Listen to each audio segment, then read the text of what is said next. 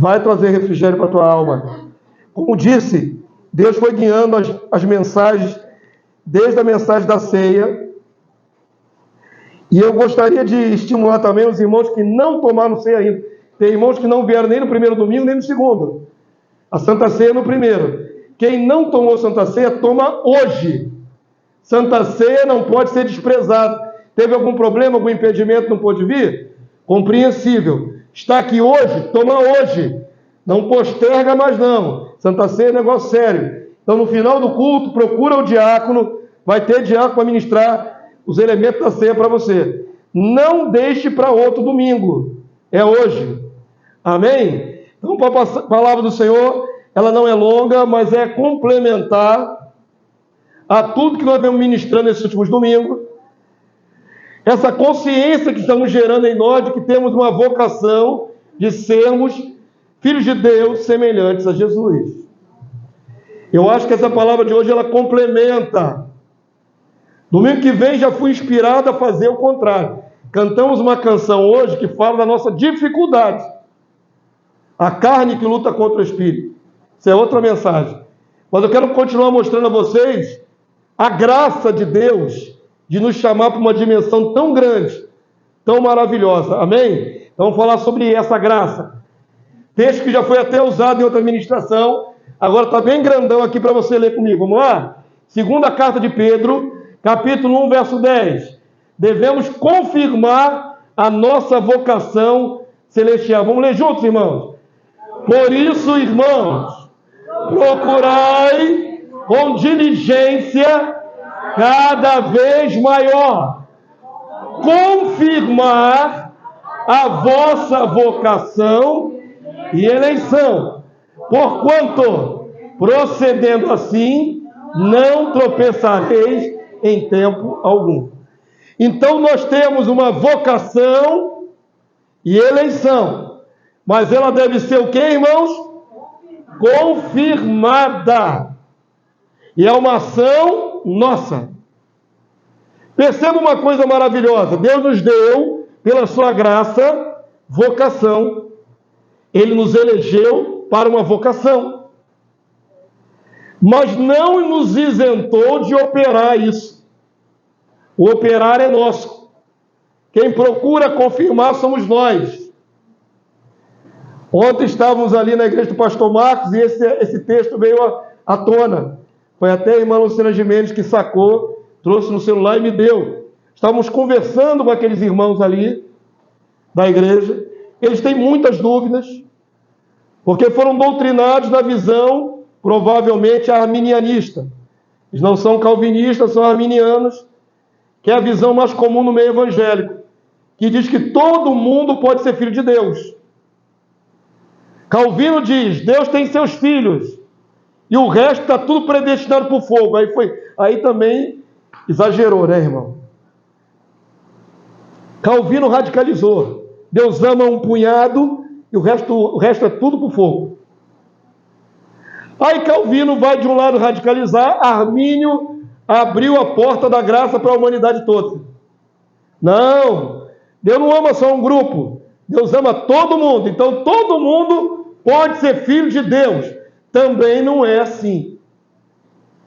Eleição é algo difícil de explicar. Gastamos 3 horas e meia. Uma parte dela só falando sobre eleição. E tenho certeza que não há dúvidas. Eu comecei dizendo a eles que eu já ministrei aqui nessa casa uma série de mensagens, se eu não me engano, sobre eleição. Foram 8 ou 9 mensagens. É muito assunto, é muito detalhe, é difícil de explicar. E tudo rodou em torno disso. Quem pode ser salvo, quem não pode ser salvo, se um filho de Deus pode perder a salvação. E aí veio esse texto. Esse texto ele é muito fundamental, porque sabemos que somos eleitos de Deus. Você é eleito de Deus? Você é eleito de Deus, igreja? Você individualmente? Não foi a eleição que te alcançou? Glória a Deus. Mas não estamos determinados a sermos eleitos independentes do nosso procedimento. A graça da eleição, a graça da predestinação, Ela não nos dá um bilhete premiado nas mãos, e a partir de que você tem esse bilhete nas mãos, você está totalmente isento de tudo. Isto não é verdade, isso não procede da doutrina bíblica. Você não tem a salvaguarda de um bilhete premiado. É que eu sou velho, as minhas referências são tudo antigas. E vem na memória e já está rindo. Ele é da mesma idade que eu. Já entreguei. Quantos se lembram da fantástica fábrica de chocolate? Viu? Olha a minha referência. Filme de 74. É antigo, né? Mas você viu na sessão da tarde, na sua juventude. Naquela ficção, algumas crianças achavam um chocolate que tinha uma barra dourada dentro. Só essas crianças, 5, se eu não me engano. Só aqueles que acharam a barra de chocolate com um bilhete dourado dentro tiveram acesso a entrar na fantástica fábrica de chocolate, que é uma metáfora do paraíso. Era tudo que uma criança quer. Imagina um rio de chocolate para beber. Cai dentro. É dor de barriga, né? Mas imagina, a ideia ali é que aquela fábrica é o verdadeiro paraíso. E quem podia entrar naquele paraíso? Quem recebeu o bilhete premiado. Eu acredito que alguns cristãos pensam assim a respeito de si mesmo, em relação à eleição. Jesus me quis, Jesus me deu a graça, o Pai me quis, o Pai me amou na eternidade, me deu o bilhete premiado com o sangue do Cordeiro e eu estou salvo, irremediavelmente salvo, blindado. Nada que eu faça vai me fazer perder a minha salvação. Errado. Ontem mesmo falavam de vários exemplos de homens de Deus que fizeram sinais, que fizeram milagres e pecaram e morreram fora de Cristo. Pessoas que eu e você conhecemos. A doutrina de Deus não diz que você, por ter sido eleito e ter sido vocacionado por Deus, você está blindado e nada do que aconteça na sua vida vai interferir nessa eleição. A palavra nos ensina, e esse texto aqui é fundamental, de todos os textos que falam de eleição, esse aqui é chave. Porque ele dá a real condição para se manter em Cristo. Nós não fomos chamados para ser semelhante a Jesus? Fomos chamados, essa é a vocação. A nossa eleição está em sermos semelhantes a Jesus. Mas tem condição. Nossa interação com a graça.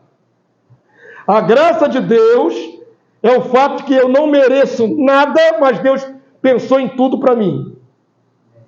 A graça de Deus é que você não merece nada, porque você é melhor do que sua parentela que não veio a Jesus. Porque o Senhor escolheu você e não ele. Por que o Senhor escolheu a mim e não minha mãe, meu pai, minha mãe, meu filho, minha filha? Pensa, querido, o que nós temos de melhor? Porque somos mais bonitos ou mais inteligentes? Ou mais nobres? Não. A graça é que Deus nos amou quando nós ainda éramos inimigos, diz a palavra. Nós ainda éramos inimigos de Deus, por causa dos nossos pecados. Mas na eternidade Deus nos amou e Deus nos quis e nos separou e nos elegeu e nos predestinou para sermos conformes à imagem do seu Filho. Porque é a graça da eleição, ser semelhante ao Filho de Deus. Isso não é para a humanidade toda. Isso é para aqueles que Deus elegeu. E nós estamos dentro. Amém? Glória a Deus. Mas você interage com essa graça, confirmando a vossa vocação e eleição. Procedendo assim como, pastor, são os versículos anteriores a esse. Eu estou aqui no verso 10. Eu pulei de propósito, eu já cheguei aqui no ponto do texto, omitindo os anteriores, para fazer você pensar no que é mais significativo, a confirmação. Mas depois nós vamos ver o que vem antes. Amém? Passa para mim, filhão, Daniel, por favor. A vocação é ser transformado num ser celestial igual ao Rei Jesus. Queridos, quando eu nasci de novo há 30 anos atrás, ninguém na Igreja Batista me disse: você nasceu de novo para ser igual a Jesus. Na Igreja Batista onde eu fui, ninguém falava isso. O máximo era que você vai para o céu. João 14, 2. Você veio para Jesus, você está salvo e você vai morar no céu. O problema é esse. Ninguém me disse: a partir de agora, Damásio, jovem Damásio, tinha 23 anos, a partir de agora você tem que se esmerar para ser igual a Jesus. Ninguém falou isso para mim. Em tempo nenhum. Eu sabia que Jesus era um modelo. Como é que eu tenho que proceder mais ou menos? Olhar para o que Jesus fazia. Mas não era uma obrigação. Não era uma meta clara. Vocês estão entendendo? Só 30 anos atrás, eu caminhei e me santifiquei, porque Deus é santo. Mas e aí? Hoje, eu gostaria que todo aquele que nascesse de novo entendesse. Imediatamente eu nasci de novo. Querido, a graça te alcançou. Você veio a Cristo Jesus. Agora olha para o alvo. Você vai ter que ser semelhante a Ele. Deveria ser dito a todo novo convertido. Porque é para isso que o Senhor nos chamou. E aí, queridos, toda essa luta da carne contra o Espírito, nós vamos falar mais adiante, em outras mensagens. Nós vamos colocar como empecilho para essa meta a nossa dificuldade carnal, as nossas fraquezas. Mas abstrai, por favor, hoje não é dia de falar da fraqueza, vou falar em outra mensagem. Abstrai toda dificuldade, toda barreira, toda fraqueza que há na nossa carne e olha para o que Deus pensou a teu respeito. Tenta conseguir, né? Tenta conseguir olhar o término da obra na sua vida, que começou lá atrás, na eternidade, quando Deus te elegeu. O que está acontecendo hoje, enquanto Deus está te edificando na verdade. Agora você consegue contemplar o fecho disso tudo na volta de Jesus? Você consegue pensar em si mesmo com um corpo não mais de carne, que não sangra mais? Você consegue pensar em si mesmo numa dimensão que nós vamos alcançar, em que não conseguiremos mais pecar? Não conseguiremos. Depois que nós fomos glorificados, é estado perene, é eternidade. A minha luta hoje é permanecer de pé, é confirmar. Mas vai chegar um tempo que eu não precisarei mais confirmar, estará consumada a obra. Já não será mais, querido, primícias, será plenitude. Já não será mais esse andar, ora na santidade, ora na carne. Será perene, só santidade, só plenitude, só cheio de Deus dentro de si, igual a Jesus. Você consegue imaginar que o fecho de tudo é ser semelhante a Jesus? Em glória, não a glória dele, porque ele tem a primazia em tudo, ele vai ser sempre maior do que nós. Mas existe uma glória destinada para mim e para você, uma glória. Existe uma dimensão celestial para mim e para você. Quero que você veja isso no texto, para não ficar nas minhas palavras. Hebreus 3:1, igreja. Vamos lá? Por isso, santos irmãos. Eu amo essa expressão, santos. Na Igreja Católica, é chamado de... Quem é chamado de santo na Igreja Católica? Qualquer um é santo? Hã? Só na Igreja Católica o padrão é o seguinte: só vai ser confirmado como santo depois que morrer. Em vida não. Depois que o camarada tem uma vida inteira de abnegação, de servir ao próximo, de abençoar muitas vidas, aí vai se investigar a vida do cidadão, depois de morto, e se ele for achado digno de ter feito boas obras, aí vão beatificá-lo, torná-lo santo. Então, na compreensão geral no Brasil, santo está ligado a santo católico romano. Agora, olha como é que era a igreja primitiva.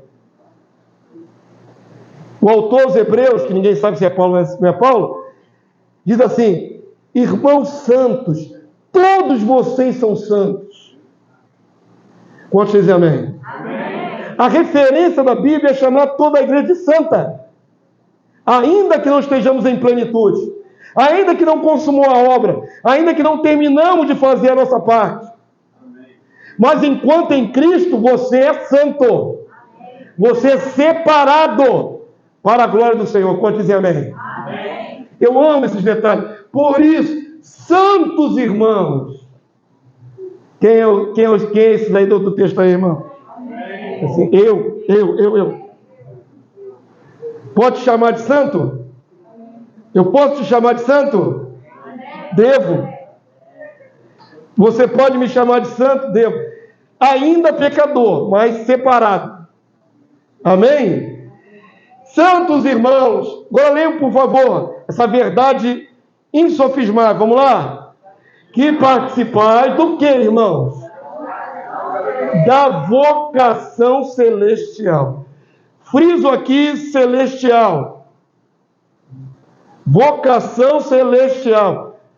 Quem pensa que vai morar no céu, quando lê essa expressão, pensa em quê?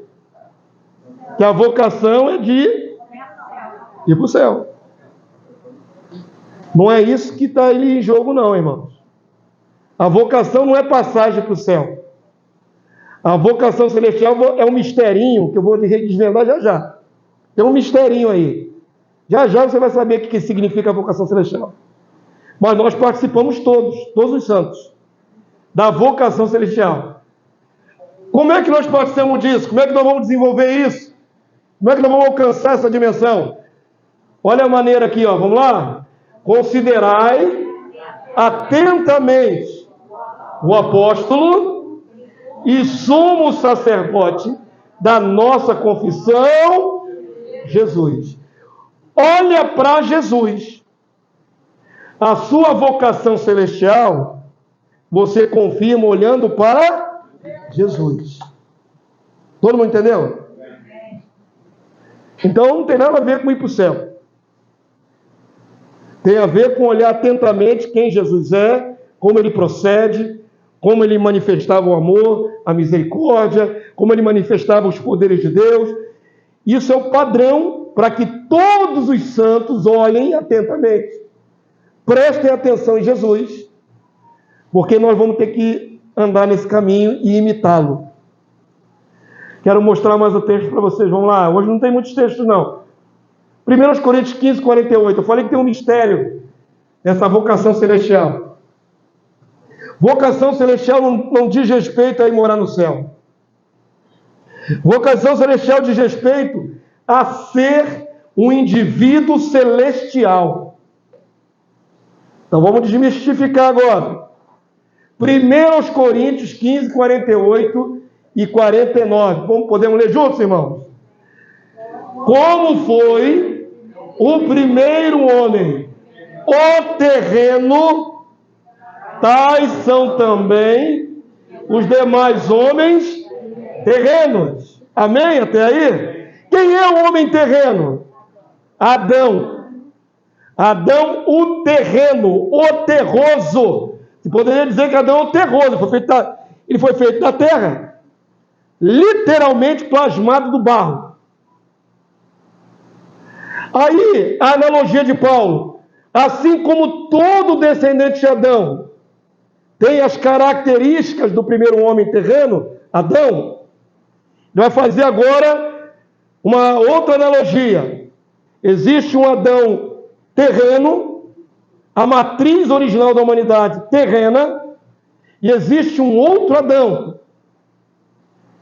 E aí nós vamos ver a comparação. O texto diz: como foi o primeiro homem o terreno, tais são também os demais homens terrenos. Característica semelhante de Adão. E como é o homem celestial? Quem será o homem celestial? Jesus. Jesus não foi plasmado do barro. Ele assumiu forma humana, mas a origem dele é celestial. Ele é o segundo Adão. Ele é o segundo modelo. Ele é o segundo paradigma, um parâmetro para onde nós devemos olhar. Eu e você nascemos cara de Adão, caído em pecado. Mas aí vem o segundo homem, que é celestial. E ele vira o padrão. Eu nasço carnal igual a Adão e depois recebo o espírito dele, do homem celestial, para que eu possa me transformar aos poucos em um homem celestial. Quantos entenderam? Entenda isso. Eu estou sendo muito didático, porque são princípios divinos que pouca gente fala. Falei a vocês, passei em igrejas que ninguém me disse que eu tinha que ser igual a Jesus. Nem que no final seria semelhante a Jesus. Mas a palavra ensina isso. Leia comigo, por favor, novamente, até essa palavra fixar no seu coração. Vocês estão entendendo, irmão? Como é de Cristo? Vamos ler de novo? Como foi o primeiro homem? O terreno, tais são também os demais homens terrenos. E como é o homem celestial, tais também os celestiais. Então, da matriz do homem celestial, vai sair outros celestiais. Assim como saiu da matriz do terreno todos os terrenos, também sairá do homem celestial outros celestiais, semelhantes ao celestial. 1 Coríntios 15:49, Paulo usa uma metáfora lindíssima. Leia, por favor, isso aqui é para a igreja. E assim como trouxemos a imagem do que é terreno, trouxemos, irmãos, nascemos assim já. Assim como foi destinado a nós, primeiro ser semelhante a Adão, também está deixando a nós. Olha, devemos agora, olha. A palavra devemos é maravilhosa. Assim como nós nascemos terrenos, agora o que acontece, irmão? Vamos lá? Devemos trazer também a imagem do celestial Cristo. Teu primeiro nascimento carnal, igual a Adão caído, todos nós. Aí você nasce de novo em Cristo. O paradigma agora muda. Você já não é só carnal. Você é uma dualidade. No seu ser, nós somos uma contradição ambulante. Ou não somos, irmão? Somos uma contradição ambulante, querido. Nós cantamos aqui. O bem que eu quero eu não faço, mas o mal eu faço. Mas por que você faz o mal se você quer fazer o bem? Nós somos uma contradição ambulante, queridos. Mas essa contradição, ela não é à toa. Ela é assim por causa da nossa carne. A nossa semelhança com Adão caído. Aí Deus faz algo extraordinário. Me chama para perto dele e embute em mim o seu Santo Espírito. Embute em você o Espírito do seu Filho. Aí começa uma outra etapa da sua vida. Começa a ter duas naturezas dentro de você. E essa dupla natureza é essa batalha diária que nós temos. Precisamos tanto anular a natureza de Adão em nós para dar espaço para a natureza do homem celestial Cristo. Quantos entenderam? Digam amém. Amém. Quantos entenderam que tem duas naturezas? Amém. A primeira terrena, caída, a segunda vem do alto. Aleluia. Por isso a palavra de Deus no original grego não diz nascer de novo, mas nascer do alto. Glória a Deus. Veio do Espírito Santo. De onde veio o Espírito? Do alto. É celestial, é celeste. Da onde é o teu nascimento natural? Da terra, terreno, terroso. Da onde vem a unção? Do alto. Então, queridos, olha só que coisa incrível. Nós somos uma dualidade. Nós somos uma contradição ambulante. Nós somos uma natureza conflituosa com outra natureza. Duas naturezas aqui brigando aqui pelo controle do nosso ser. E a quem mais tu se inclinar, mais parecerá. Alguém disse, não sei qual foi o pregador, evangelista, avivalista, não sei se foi Calvino, se foi Spurgeon, um deles aí, falou o seguinte: se você vê alguma coisa boa em mim, é Cristo. Se você vê alguma coisa má em mim, sou eu mesmo. Foi Martinho Lutero? Então é isso aí, irmão. Se você vê alguma coisa boa em mim, como homem de Deus, essa característica positiva é o que o Senhor está manifestando em mim. Porque de mim mesmo eu sou mau. As minhas maldades sou eu mesmo, natural. A coisa boa, divina que sai de mim é Cristo. Quantos entenderam? Assim é com todos nós. Essa dupla natureza causa esse efeito. Frutos bons e frutos maus. Frutos bons e frutos podres. A mesma boca que louva o Senhor fala mal do seu irmão. Ou natureza terrível. Paulo chega a se desesperar. Eu vou explorar isso na próxima mensagem.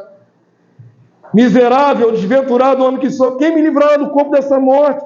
Eu estou numa situação terrível. É ao mesmo tempo maravilhosa, porque sou eleito, mas ao mesmo tempo, enquanto não se consuma a minha carreira, eu fico nessa luta diária. Nós temos que considerar que o pecado é uma força terrível, devastadora, mas nós temos que considerar que tem o poder do Santo Espírito dentro de nós, que não só equilibra, como pode nos alavancar para as coisas mais divinas. Se nós não tivéssemos essa alavanca do Espírito, essa âncora da alma, eu acho fantástico, o livro de Hebreus fala, nós temos uma âncora da alma, imagina uma âncora. A âncora segura um navio no fundo do mar, né? Aquele metal pesado que segura o navio. Agora imagina essa âncora lançada para o céu e fixada lá no céu. Quantos estão vendo essa metáfora? Nós temos uma âncora da alma. A nossa âncora não está para baixo no mar, ela está lançada no céu, para me fixar, para eu ficar ali agarrado na âncora, para não ser arrastado pela minha natureza divina, da minha natureza carnal caída. Essa dualidade sempre vai acontecer. Mas graças a Deus, porque tem o Espírito Santo dentro de nós. Graças a Deus, você tem o Espírito Santo. Graças a Deus pela unção. Você vai vencer por causa da unção. Você só vai vencer por causa da unção. Eu só vencerei por causa da unção. Fora disso, não tem como vencer. Eu falei que vai trazer alento. Vou te mostrar coisa boa aqui. Nós vamos trazer a imagem do que é celestial. Cristo, avance para mim, filhão, por favor. Devemos interagir com a graça para que não tropecemos e caiamos. Eu esqueci de colocar a referência. Deixa eu ver qual é o texto. É o mesmo texto. Agora é o começo daquele texto inicial. O primeiro texto que nós abrimos. Eu fui à frente no verso 10, agora vou ler um pouco antes. Como nós conseguimos alcançar a dimensão proposta de ser semelhante a Jesus? Tem uma série de atitudes para tomar. Vamos ler com o pastor? Já estou terminando a mensagem. Falei que não era muito texto. Vamos ler comigo? Visto como, pelo seu divino poder, nos tem sido doadas todas as coisas. Diz assim, todas as coisas me são doadas. É graça, irmão, é graça. Deus já providenciou o que você precisa para alcançar a dimensão proposta. Visto como pelo seu divino poder, pelo poder de Deus, nos tem sido doada todas as coisas que conduzem ao quê, irmãos? À vida e à piedade, pelo conhecimento completo daquele que nos chamou para a sua própria glória e virtude. Qual é o meio de alcançar isso? Eu tenho que ter a mente iluminada, o conhecimento de Deus. Verso 4. Pelas quais, pelo conhecimento completo, pelas quais nos têm sido doadas suas quê, irmãos? Preciosas. E diga assim comigo assim, ó. Muito grandes. Essa frase você não usa no seu dia a dia. Você usa muito. Muito você não usa, irmão. Mas na linguagem antiga ali da Bíblia, muito ali é superlativo, é muito grande. As coisas de Deus prometidas a mim e a você são muito grandes. Elas não são pouca coisa. A glória que está proposta para nós é muito grande. Homem algum viu isso, senão Jesus. Homem algum viveu essa dimensão, senão o Senhor Jesus. Basta destinar a todos os homens que o Senhor resgatou serem semelhantes a Ele, serem celestiais também. Então diga de novo. Muito grandes. Muito grandes. Promessas. Para que por elas, pelas palavras divinas que estão sendo plantadas no seu coração, vos torneis o quê, irmãos? coparticipantes da natureza de Deus. Palavra divina é Deus, está ligado a Deus. Então eu nasço carnal, terreno, caído igual a Adão. Recebo uma outra natureza. E essa natureza agora interage dentro de mim. Só que essa natureza outra, ela é celestial, ela é divina, vem de Deus. Então, quantas naturezas tem dentro de mim? 2. A minha original, de nascença, e a outra que eu recebi. Quando desceu sobre mim seu Santo Espírito. Agora, a outra natureza está se desenvolvendo. Estou me tornando coparticipante dessa nova natureza. Literalmente, irmãos, todos nós estamos num processo de divinização, nos tornando semelhantes a Deus. É grande demais, por isso que é muito grande. Nós estamos deixando de ser lagarta, aquela lagarta, a lagarta, aquela que anda no seu quintal lá, se rastejando as perninhas curtas. Algumas têm um monte de cabelo nas costas assim, né? Feia. Não é, irmão? Tem até umas lagartinhas que são mais bonitinhas, verdinhas, né? Com as manchinhas, a outra está ali torcendo o nariz, que é misericórdia. Olha aquela lagartinha que anda nas perninhas, vai embarrigando assim a barriga assim e vai embora. Eu e você são semelhantes àquela lagarta, a primeira natureza. Mas aquela feiura de lagarta, ela entra dentro de um casulo e depois sai uma linda borboleta de muitas cores e com o poder de voar. Não é? Não é maravilhoso isso? Que fase que nós estamos, irmãos? Nós chegamos a ser borboleta? Não.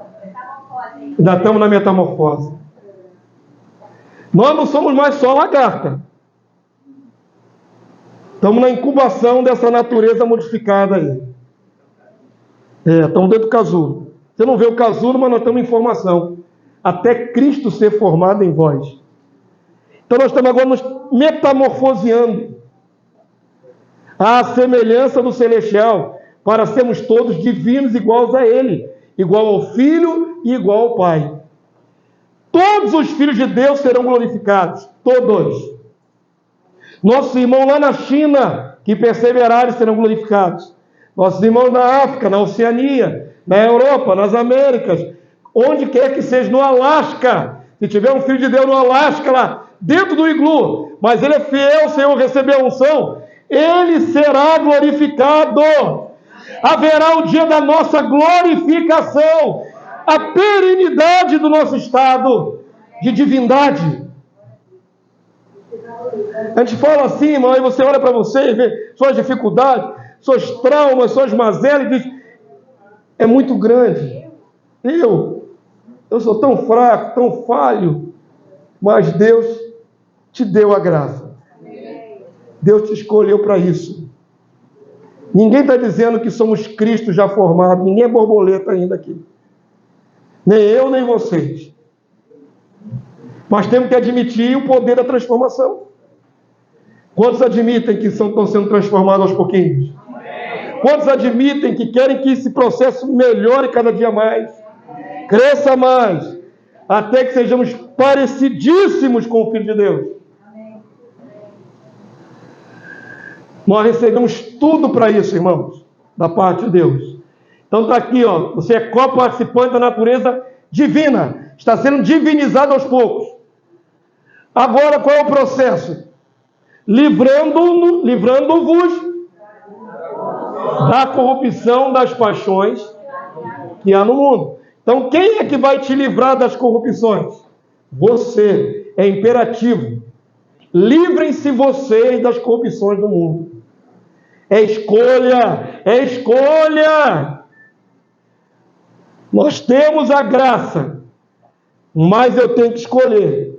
Alguns tinham a graça e escolheram não se santificar, escolheram se prostituir, escolheram roubar, escolheram se corromper. A escolha deles definiu o seu destino. Por isso a necessidade de confirmar, Porque se fosse blindagem, no dia que você fosse a Cristo, estava tudo resolvido. Não havia mais nenhum esforço de interagir com a graça. Mas somos nós, livrando-nos da corrupção das paixões que há no mundo. Abnegação, negação. Por isso mesmo, vós, vamos ler todos juntos aqui para a igreja, está no plural, vamos lá? Por isso mesmo, vós, reunindo toda a vossa diligência, empenho, diligência, esforço, empenho, associai com a vossa fé a virtude, com a virtude, o conhecimento, com o conhecimento, o domínio próprio, com o domínio próprio, a perseverança, com a perseverança, a piedade. A perseverança tem que ter ação completa, para que não sejais deficientes em nada, diz o texto. Um cristão que não persevera, ele é deficiente. Ele retarda o processo da divinização. Avança aí para mim. Já avançou? O que mais tem que ter na sua vida para ser semelhante a Jesus? Piedade e amor. Piedade, a fraternidade, a comunhão do corpo. Com a fraternidade, o amor. Verso 8, igreja, vamos lá? Porque estas coisas, essas virtudes todas, existindo em vós, e em vós, aumentando, então é gradativo, é transformação, divinização, visa crescimento, não pode estagnar num nível aqui embaixo. Aumentando isso tudo na sua vida, fazem com que não sejais nem nativos, nem frutuosos no pleno conhecimento do nosso Senhor Jesus Cristo, que é a meta, chegar à dimensão da plenitude de Cristo. Verso 9, igreja, estamos terminando. Pois aquele a quem essas coisas não estão presentes, ainda que seja de Cristo, é cego. Você foi chamado, você é eleito, recebeu tudo de Deus, recebeu a graça, recebeu o Espírito Santo, tem tudo para dar certo. Mas se você não associar a fé um monte de coisas, você se torna infrutuoso, se torna anão, não desenvolve, fica cego, cegueira espiritual. Quem não faz nenhum esforço, nenhum empenho de diligência cada vez maior, é cego, vendo só o que está perto, esquecido da purificação dos seus pecados de outrora. No dia que você foi a Jesus e se entregou, você sentiu um gozo na alma da libertação daquele peso de pecado? Sentiu? Aquele dia foi maravilhoso. O dia que você vai a Jesus é maravilhoso. Você estava nas trevas, de repente se entrega a Jesus, você sente sair assim várias toneladas da sua alma. Tem gente que só passou por essa grande graça. Veio a Jesus, sentiu o alívio, mas depois ficou inadimplente. Não operou, não trabalhou, não buscou, não divinizou, não se transformou, ficou cego. Não enxerga qual é o alvo. É com diligência cada vez maior. Coloca no seu coração, quanto mais se aproxima a volta de Jesus, mais ficará definido quem é quem. Tem um texto que diz assim: quem é santo, santifique-se mais. Aumento. Quem é sujo, suje-se mais. Vai ficar bem claro. Os que buscam santidade vão ficar cada vez mais santos. Os que não buscam santidade, por outro lado, cada vez mais carnais. Está chegando o tempo da definição. Sobre toda a terra, não é só sobre a igreja, filhos do reino, não. É sobre toda a terra. Se você fizer o que a palavra está mandando você fazer, você vai alcançar. Verso 11. Pois dessa maneira é que será amplamente suprida a entrada no reino eterno de nosso Senhor e Salvador Jesus Cristo. Eu pulei o verso 10 aqui de propósito, foi o primeiro que lemos. De que maneira você entra no reino de Cristo? Se você confirmar a vossa vocação e eleição. Se confirmar. Amém, queridos? Vamos confirmar a nossa vocação e eleição.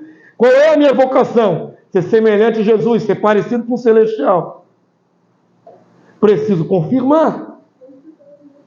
Se confirmar, você amplamente suprir a sua entrada no reino. Significa que, ainda que caminhemos para o reino, ainda não entramos no reino. Mas vamos entrar. O Senhor tem dado graça, tem suprido as nossas necessidades. Avance para mim, filhos. Romanos 8, 23, penúltimo versículo. Vamos ler? E não somente ela, mas também nós, que temos as primícias do Espírito, igualmente gememos em nosso íntimo, aguardando o que, irmãos? A adoção de filhos, a redenção do nosso corpo. Sabe qual é o glacê do bolo da nossa salvação, irmão? Glacê do bolo, a camada externa, a completude da nossa salvação, é quando esse corpo mortal for transformado em corpo glorificado. Amém. Na volta de Cristo. Ali nascerá o que é um filho de Deus de verdade. Tudo que fazemos agora é por fé, é por esperança. E a esperança é aquilo que você não vê, só espera. Haverá um dia que não será mais por esperança. Nós viveremos a realidade prometida. O glacê do bolo é chegar no dia de Cristo e receber incorruptibilidade ao vivo e a cores nessa carne mortal. Ou, se já estiver descansando no Senhor, voltar já com o corpo glorificado. Nesse dia, nós teremos completado toda a parte da transformação divina. Seremos homens e mulheres gloriosos, cheios do Espírito Santo de Deus, da plenitude, não mais primícias, e com corpos. Oi? A borboleta se formou, saiu do casulo. É quando nós todos seremos borboletas gloriosas. Essa fala, se não for bem interpretada, pega a mão, né? Com um homossexual falando isso, ele ia pensar outra coisa, né? Falei agora que eu pensei na frase que eu cunhei aqui. Somos todos borboletas gloriosas. Ficou estranho. Mas com a mente santa vocês entenderam, vocês não entenderam? Sem dualidade vocês entenderam. Se nós somos a lagarta rastejante no começo, o final é ser uma borboleta que voa. E todos nós vamos chegar a essa dimensão se perseverarmos, se interagirmos com a graça, se associarmos virtudes, conhecimento, tem a nossa parte nessa interação da graça. Amém, povo santo? Você crê nisso? Amém. E aí sim, vamos ser tomados de glória. Colossenses 1, 27, igreja 28. Vamos ler para terminar? Aos quais Deus quis dar a conhecer qual seja a riqueza da... Qual é a riqueza da glória que Deus está revelando?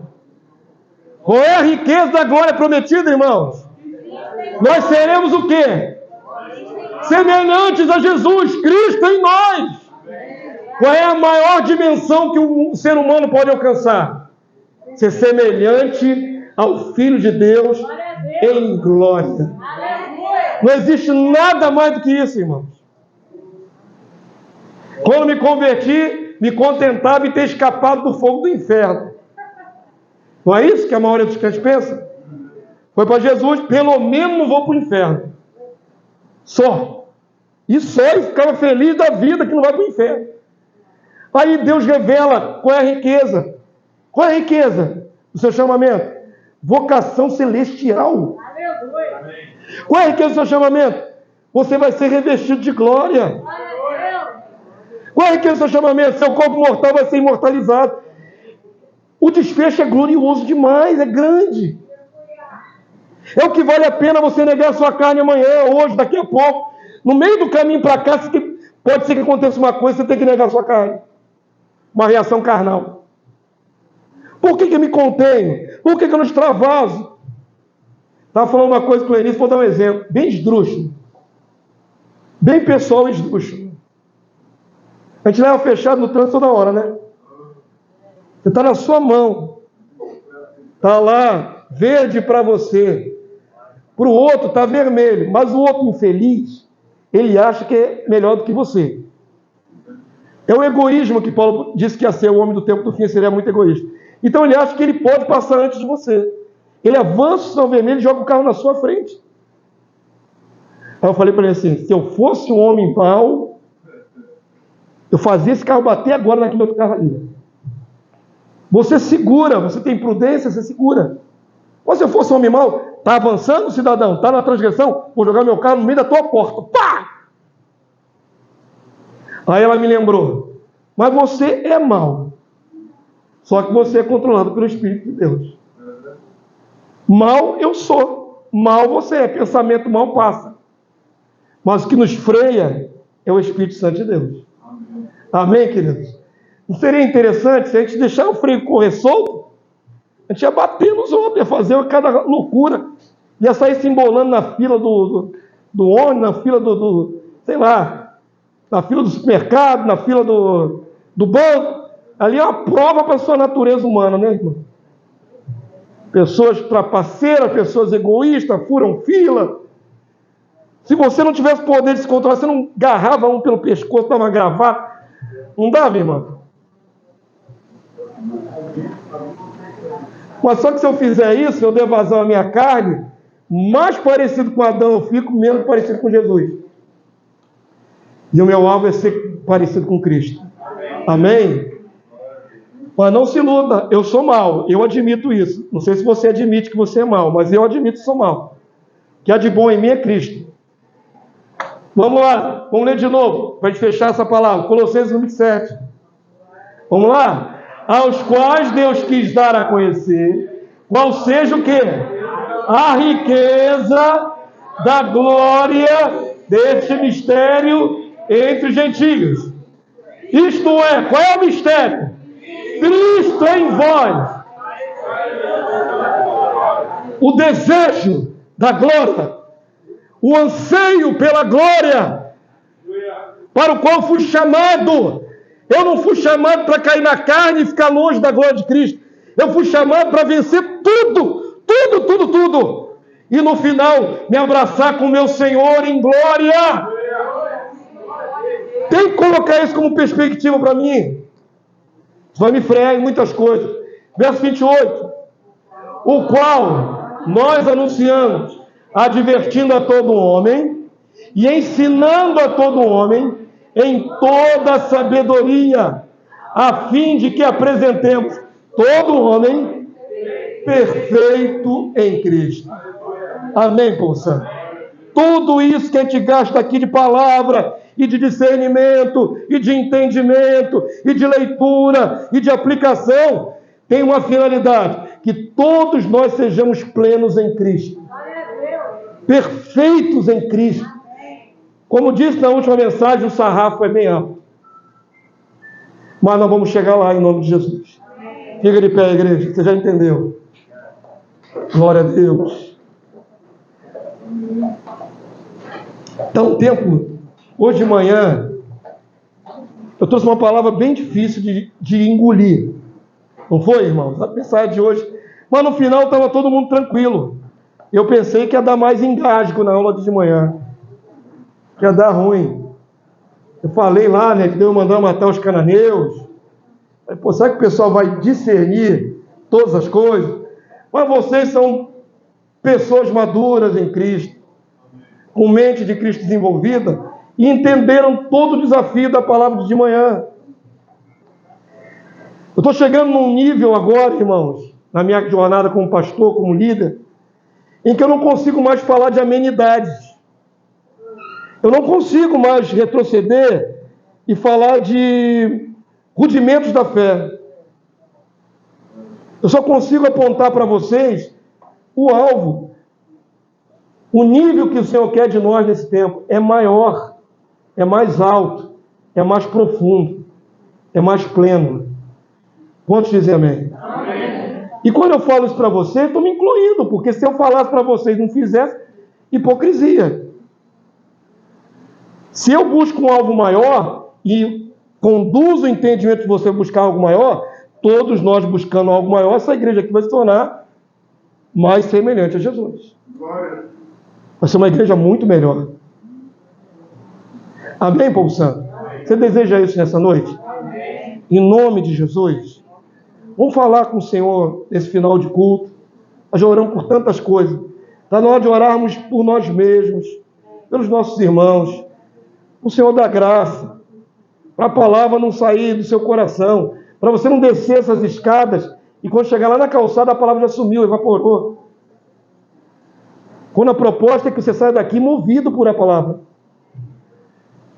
Disposto a mudar, a buscar a dimensão proposta. Em nome de Jesus. A palavra de Deus diz que nós devemos orar uns pelos outros. O processo de sedimentação, de cura, passa pela igreja. A cabeça é Cristo, mas o corpo está aqui na terra. O corpo é a igreja. E um fortalece o outro. E um ajuda o outro. É juntas e ligaduras no corpo do Cristo. Vamos fazer isso em nome de Jesus nessa noite? Quero propor a vocês que façam trios de oração. Quem fala dupla, você vai orar em 3.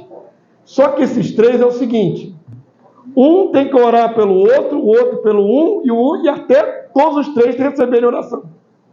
Todo mundo compreendeu? Nesse trio, todos os 3 vão receber a oração. Você ora pelo irmão da direita e o outro ora pelo irmão da direita, até que volte no primeiro. Formem trios, por favor. Abençoa o seu irmão da direita ou da esquerda e vai seguindo. Em nome de Jesus.